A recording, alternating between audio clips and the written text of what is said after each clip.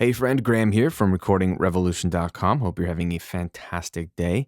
Today, let's talk about mixing vocals. Specifically, let's look at how to give your vocals some width and dimension in the mix using a couple of simple tools that you will have already at your disposal in your recording and mixing software. Vocals traditionally are panned up the middle, so you hear them coming right at you from the screen, as it were. And that's a great place for them to live. But we also kind of love the idea of the vocals being bigger than they really are, wider, more exciting. And there's lots of ways to create width and excitement with vocals. You can double vocals, you can triple and quadruple and go crazy with them. You can use stereo imaging plugins and things like that. But one of the simplest things you can do if you only have one vocal and you don't have a double or triple or what have you, is to layer some strategic reverb and delays in conjunction with each other. So I'm going to show you on this song how I've taken the vocal and gone from just a simple, dry, home recording vocal and giving it a little bit of dimension and width using one reverb and two delays. So here is the lead vocal by itself. You lead me beside waters of rest and restoration, and now my cup's overflowing. All right, dry, normal. What I wanted to do was give this vocal more width and more dimension. Those are two separate things in my mind. In context with the music, here's what we have in this part. You lead me beside waters of rest and restoration, and now my cup's overflowing. You place me on. So it's fine. And this is when you get to the mixing stage, you want to enhance what's already there. So here's what I did to give this vocal a little more color, a little more dimension, a little more width, so it's a more interesting version of itself. First thing I did was run it through some reverb. So I'm busting it out to a reverb here. And you'll notice on this reverb, it has an EQ where you can filter off the low end and the top end. And so I filtered off this EQ at around 7K. So it's taken out a lot of the nice shimmery top end of the reverb. And I've also filtered out everything below 100 hertz. So there shouldn't be any low frequency rumble. So by itself now, with just that reverb, here is some width to the vocal. You lead me beside waters of rest and restoration. Right? Now you notice the vocal in a room. It was a room reverb. And there's that little bit of a decay, a little bit of a tail. It's muffled though, which was very intentional. Again, I prefer reverbs that have rolled off the top end and a little bit of the low end. So grab any reverb you have. This is a room, and I've just got a little bit of the top end and low end rolled off so that the lead vocal has a sense of space that's now wider than the vocal. The vocal's still panned up the middle, but now you hear the vocal in the left and the right, but it's a subdued version of the vocal. You lead me beside waters of rest and restoration. Very subtle.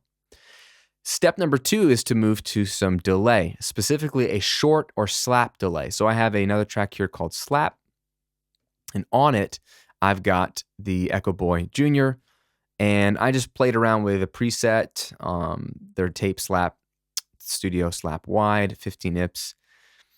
And what I like to do is just play around with any kind of, even if you don't have actual tape delay, take any digital delay you have and get it very, very short.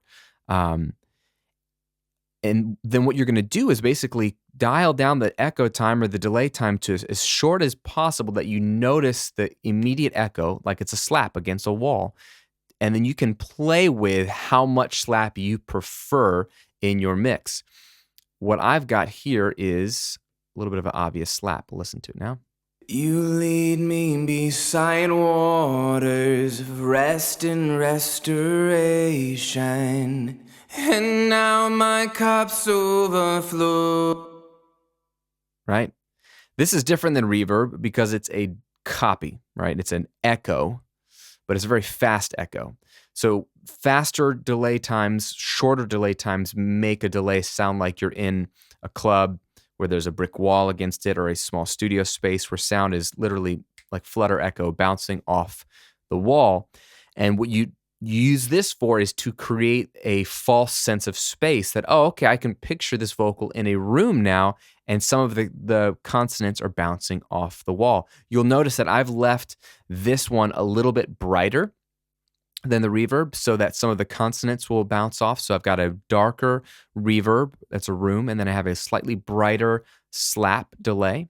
So we've come a long way now. And then the third piece is an actual longer, trippier delay, and I'm using it primarily as a mono delay. So I have a delay track here.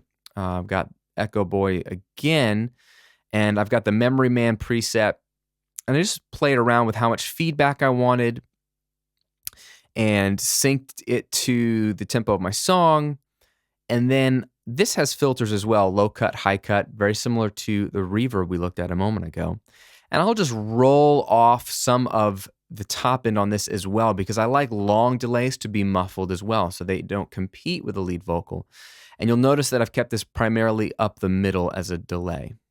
You lead me beside waters of rest and restoration.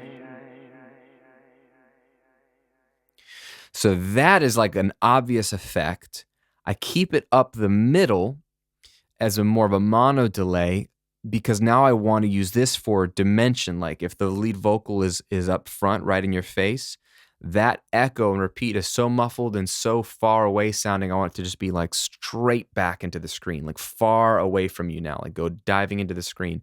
So if the original reverb and slap delay give me width, like put my vocal not just up the middle, but in the left and the right, this guy's giving it depth, like it's far away as well as close to me. So here we have everything together, all three, 2 delays and 1 reverb. You lead me beside waters of rest and restoration, and now my cup's overflowing. You place me on the path of life, and in your presence there is joy overwhelming. And that's where we came from, okay? Simply enhancing what's there. And you notice how sort of naked and lonely and thin and mono that vocal sounds by itself now that we've taken away the reverbs and delays. So let's bring it all back, put it in context with the mix, and I think you'll hear how sweet it sounds. You lead me beside waters of rest and restoration, and now my cup's overflowing. You place me on the path of life, and in your presence there is joy overwhelming. When I forget this truth, oh Father, won't you whisper? And there you go, using reverbs and delays to give your vocal width and dimension. Now, there's a lot more to vocal mixing than just what I showed you today. There's a lot more that we haven't even covered in this video, whether it's the EQ on this vocal or the compression or the automation or the vocal arrangement, how it all works together. Vocal mixing can be very complex, but it can also be very simple, and it's very rewarding when you get it done right. And vocal mixing is only one part of mixing all the tracks together, because as important as the vocal is, it has to fit in context with everything else, and that all has to sound good. So that's why we talk about mixing a lot on this channel.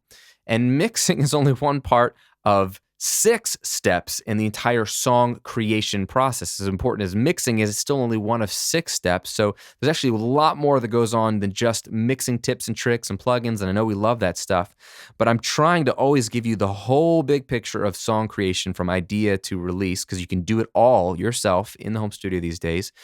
And one way to help you see all that come together is I've put together an entire 6-step guide called My 6 Steps to a Radio Ready Song Guide. The purpose of this guide is to be a free gift to you that you can use as a map to go from, okay, I have a song idea and I want to get it down and I want to record it and mix it and share it, make it sound awesome and get it out there in the world. How do I go from idea to real release? What's happening in between that? You know some of it, you might know parts of it. Well, there are 6 distinct steps that every song has to go through.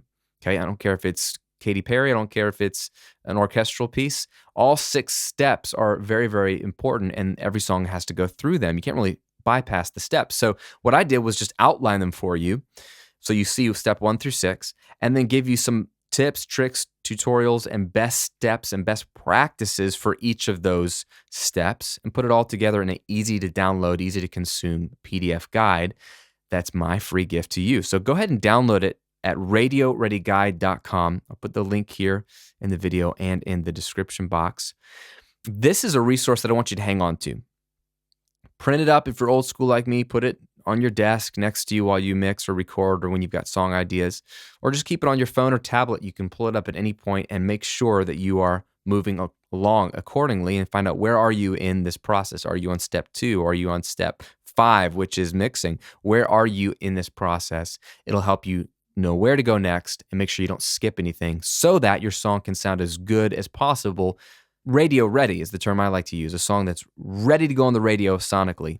Whether you play on the radio or not, it could be good enough to be on the radio. Very, very important, but it's my gift to you. Check it out at radioreadyguide.com. Thanks for watching. Subscribe to the videos if you enjoy them, if you find them helpful. More great content coming your way. I'll see you on another video real soon.